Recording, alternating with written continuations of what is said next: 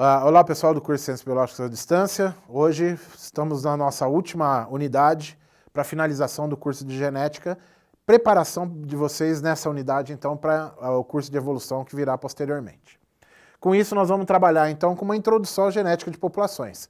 Eu vou passar rapidamente por essa questão da introdução à genética de populações, porque isso vai ser depois abordado novamente no curso de Evolução.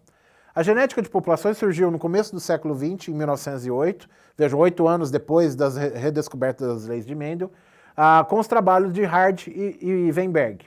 Hardy era um matemático britânico, Weinberg um médico alemão, e os dois, independentemente, chegaram às mesmas conclusões que deu início que resultou num teorema matemático que deu início a uma linha de pesquisa dentro da genética, que era a genética de populações, que passou a ser chamado, então, esse teorema de matemático de teorema de Hardy-Weinberg.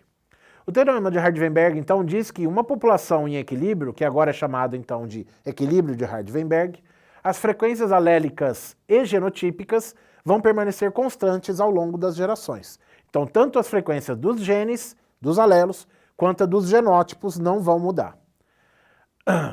Existe uma série de premissas que precisam ser verdadeiras para que o teorema seja verdadeiro. Então, em matemática, o teorema, para ser verdadeiro, as premissas têm que ser seguidas. O organismo tem que ser diploide, com reprodução sexuada, sem sobreposição de gerações, um gene polimórfico com 2 alelos, frequência alélica macho e fêmea não há diferença, acasalamento ocorre puramente ao acaso, isso é panmixia, a população tem que ser muito grande, em teoria infinita, dizemos infinitamente grande, e não pode ter nenhum fator evolutivo atuando como fluxo gênico, mutação, seleção natural, endogamia, são todos fatores que levam a modificações nas frequências. Então, seguindo essas premissas, que a gente pode simplificar em as populações têm que ser infinitamente grandes, os cruzamentos têm que ocorrer ao acaso e não pode ter atuação de fatores evolutivos, o teorema vai ser verdadeiro. Então veja, é um modelo teórico, cujas premissas naturalmente vão ocorrer na natureza. Aí a pergunta que pode surgir é, qual que é a aplicação? Para que ele serve se na natureza não ocorre? Nós vamos usar isso por uma razão histórica, porque demonstra como a variação pode ser preservada na população. Nós vamos usar para comparar populações reais com o que seria esperado pelo equilíbrio. E também nós vamos usar como um modelo para cálculo de frequência, para ter acesso à variabilidade genética das populações. Então vamos desenvolver o teorema. Nós temos então um loco gênico com 2 alelos. As frequências então dos alelos vão ser justamente a frequência dos gametas. Portanto, eu vou chamar a frequência do Azão de P, a frequência do A' de Q, e como eu só tenho os dois, a soma dos dois vai ser 100% da minha amostra. A união ao acaso dos gametas então nessa população de Azão com Azão, que tem frequência P e P, vai dar o genótipo Azão, Azão, que eu vou chamar de, vai ser então frequência P ao quadrado. A linha com A, eu vou ter PQ 2 vezes, porque pode ser Azão com A' aqui e Azão com A' aqui. E a linha vai ser Q ao quadrado, resultado da multiplicação das frequências dos 2 gametas A'. Então a frequência dos genótipos vai ser P ao quadrado, 2PQ, Q ao quadrado. Como eu só tenho esses 3 genótipos, a soma dos 3 genótipos é igual a 100% da minha amostra. Como o teorema diz que as frequências não mudam ao longo das gerações, para chegar na próxima geração tem que haver cruzamento. Então nós vamos cruzar todos os genótipos possíveis entre si, aleatoriamente, seguindo o que está previsto pelo teorema. Então o genótipo Azão vai cruzar com os 3 genótipos, tanto um igual a ele, quanto o heterozigoto, quanto o outro homozigoto, o mesmo para o heterozigoto e o mesmo para o outro homozigoto. A frequência dos acasalamentos depende da frequência dos próprios genótipos. Então, Azão com Azão vai ser P ao quadrado vezes P ao quadrado, que aqui é a quarta. A frequência do cruzamento heterozigoto com heterozigoto vai ser 2PQ vezes 2PQ, que dá 4P quadrado, Q quadrado.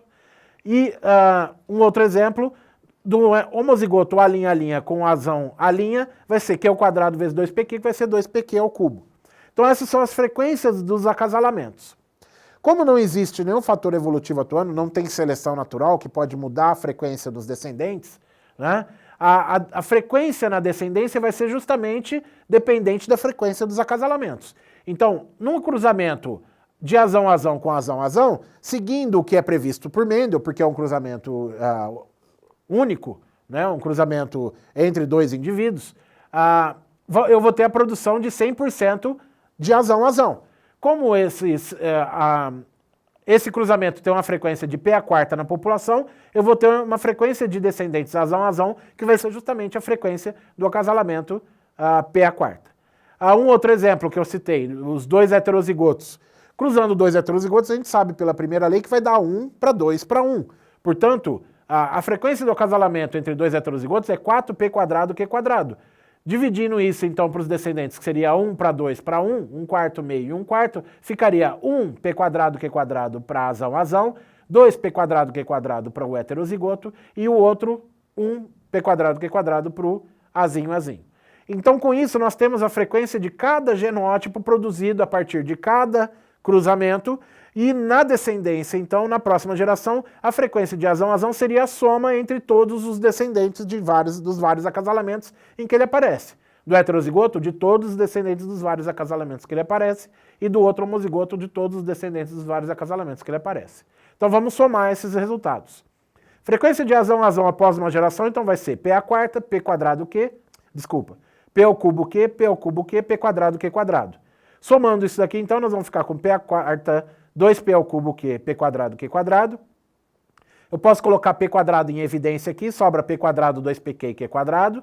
A gente sabe que P quadrado 2PQ Q quadrado é igual a 1, porque é a soma dos três genótipos diferentes, que é 100% da amostra. Portanto, a frequência de azão não muda. Era P quadrado e continuou P quadrado. Do heterozigoto, a mesma coisa. Eu vou somar todas as frequências dos heterozigotos produzidos a partir de todos os cruzamentos que ele aparece.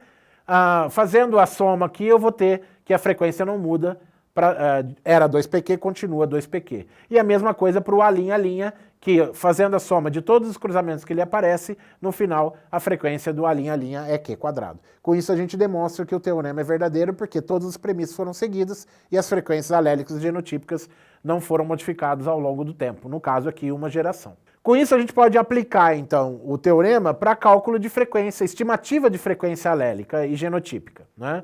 Quando a gente chega numa população, a primeira coisa que a gente tem, então, é acesso aos indivíduos. Então, eu vou ter um número de indivíduos que vão ter um genótipo, o heterozigoto e o outro genótipo, que eu vou representar, então, por D indivíduos azão, H indivíduos azão, A' e R indivíduos A', no total N de indivíduos amostrados. A frequência do azão, então, que é o meu P ao quadrado, vai ser justamente o número resultado da divisão de D por N, como o cálculo de qualquer tipo de frequência. A frequência do heterozigoto, que eu vou chamar de 2PQ, segundo o teorema, vai ser H dividido por N. E a frequência de A' vai ser, que é o Q ao quadrado, segundo o teorema, vai ser R dividido por N. Então a frequência do alelo azão vai ser, que eu vou chamar de P, segundo o teorema de Hardy-Weinberg, eu posso calcular de três formas diferentes. As três maneiras me dão o mesmo resultado. Seria 2 vezes o número de indivíduos homozigotos, mais uma vez o heterozigoto dividido por 2N, porque eu estou fazendo uma contagem gênica. No homozigoto eu tenho 2 cópias, no heterozigoto eu tenho 1, e cada indivíduo tem 2 cópias. Ou poderia ser o número de indivíduos totais de homozigotos mais metade do heterozigoto dividido por N, ou usando já a frequência calculada, o P ao quadrado 2PQ Q quadrado, seria então P ao quadrado, que seria a frequência do azão, mais metade da frequência do heterozigoto. A frequência do A', então, seria 2R mais H dividido por 2N, ou R mais metade de H dividido por N, ou ainda, usando já a frequência, seria Q ao quadrado mais a outra metade do 2PQ. Se tiver 3 alelos, o sistema é o mesmo. A gente calcula a frequência de cada um dos genótipos pelo número de indivíduos dividido pelo total, e aí depois a gente usa as frequências para calcular por contagem gênica, 2 vezes o homozigoto, mais uma vez cada um dos heterozigotos dividido por 2N, ou todos os homozigotos mais metade de cada heterozigoto dividido por N, ou as frequências, que seria a frequência do homozigoto mais metade da frequência de cada um dos heterozigotos. Então o padrão é o mesmo. Se for 4 alelos, o mesmo sistema. Se a gente tiver dominância e recessividade, nós vamos usar um artifício matemático que o próprio teorema nos possibilita, que seria, então, a partir de um sistema com dominância e recessividade, o único que a gente sabe a frequência é do recessivo, o azinho. Porque aqui, os dominantes, a gente não sabe quem é homozigoto e quem é heterozigoto. A gente tem um número de indivíduos que tem uma parte que é homozigota, outra parte que é heterozigota. Então eu vou pegar a única coisa que eu sei, que é o homozigoto recessivo, que é, para mim, a frequência de Q ao quadrado vai ser o R dividido por N. A partir desse número, então, que eu vou obter aqui, eu vou tirar a raiz. Por isso eu consigo a frequência, tirando a raiz de Q ao quadrado, eu tenho o valor de Q. Portanto, tirando a raiz de R sobre N, eu descubro o valor de Q. Como eu sei que P mais Q é igual a 1, segundo o teorema, eu jogo então isso na fórmula, P igual a 1 menos Q, eu descubro a frequência do P.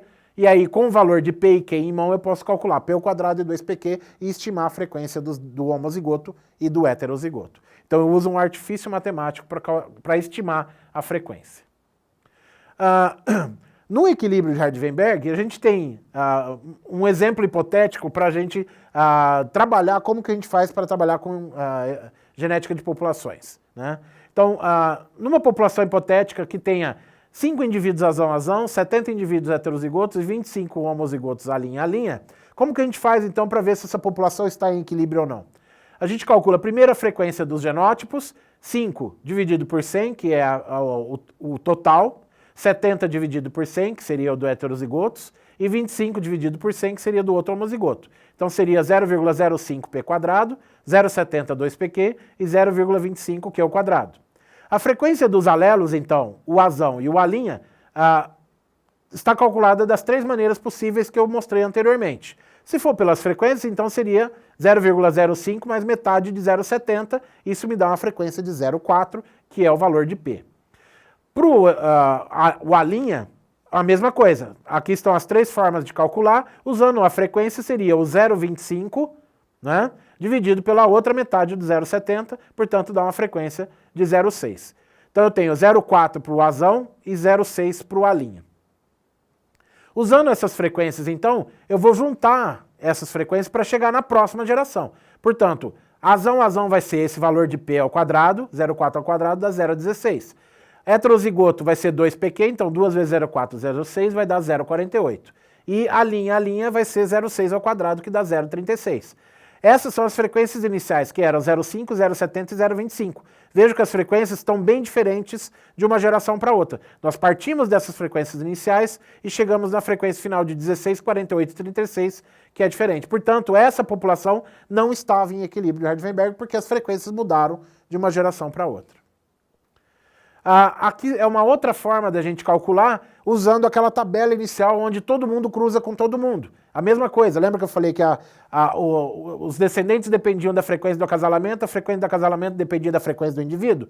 Azão, a frequência é de 0,05, eu faço essa multiplicação, eu tenho 0,0025, portanto, nesse cruzamento vai dar 100% azão, frequência do cruzamento é a frequência do alelo. E aí depois eu somo no final e eu chego naquele mesmo resultado. Portanto, isso que a gente fez aqui, fazendo P ao quadrado 2pq ao Q ao quadrado, vem de tudo aquilo que eu falei anteriormente, do cruzamento aleatório, seguindo o que o Hardy-Weinberg prevê. Então eu chego em 16, 48 e 36. A partir daqui, então, se a gente usar isso daqui para calcular a próxima geração, vocês vão ver que vai chegar novamente em 16, 48 e 36. Portanto, uma população que não está em equilíbrio, que passa a seguir o teorema de Hardy-Weinberg, a partir da primeira geração ela já está em equilíbrio. Então, uma população em equilíbrio que não está em equilíbrio atinge o equilíbrio em apenas uma geração.